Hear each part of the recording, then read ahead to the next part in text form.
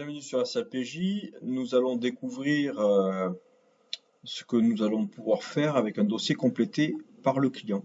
Donc là, on va le mettre en pleine page. Donc on va aller dans les dossiers. On voit que le dossier Sanchez Portugal a été complété et confirmé avec signature par le lésé. Donc dans notre dossier qui est structuré, on avait rempli les informations générales, le mandant, le lésé, la mission. Il a bien été envoyé au lésé, le propriétaire du véhicule est complété. Les données véhicules également, elles seront à vérifier mais elles sont complétées. Et si vous allez sur l'historique, vous allez vous rendre compte que l'Histovex est généré automatiquement avec toutes les informations de contrôle technique, qu'il existe une incohérence détectée dans l'historique, donc sûrement un kilométrage qui n'est pas en phase avec l'évolution des dates. Donc on pourra le vérifier, on le voit de suite, au mois de mai 2021, un kilométrage qui est inférieur à celui du 13 mai 2021.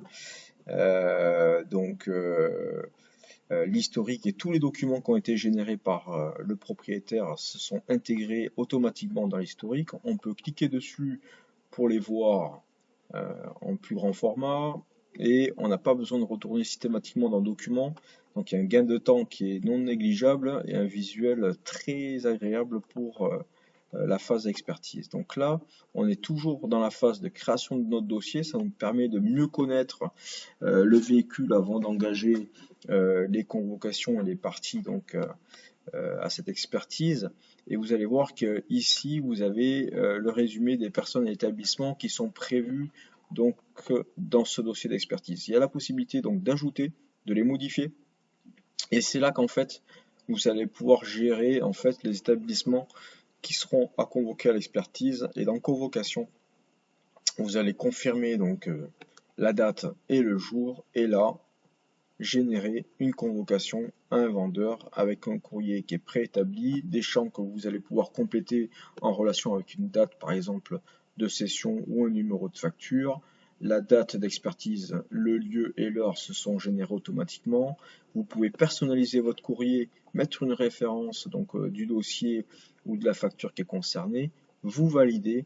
Une fois que c'est validé, vous allez générer un courrier et la possibilité de le relire avant de l'envoyer aux différentes parties. Donc si vous revenez dans vos convocations, vous allez régénérer ce courrier. Maintenant que vous êtes sûr et en mesure de pouvoir faire votre envoi, il va falloir préciser si vous faites un envoi par email ou en courrier recommandé ou les deux en même temps. À partir du moment où vous validez, ça part automatiquement.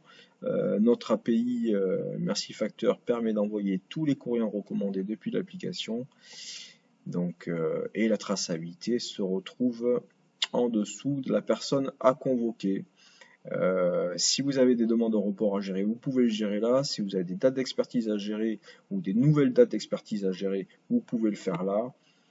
Ça, c'est la structure de votre dossier d'expertise, on va dire, avant de vous rendre à l'examen terrain.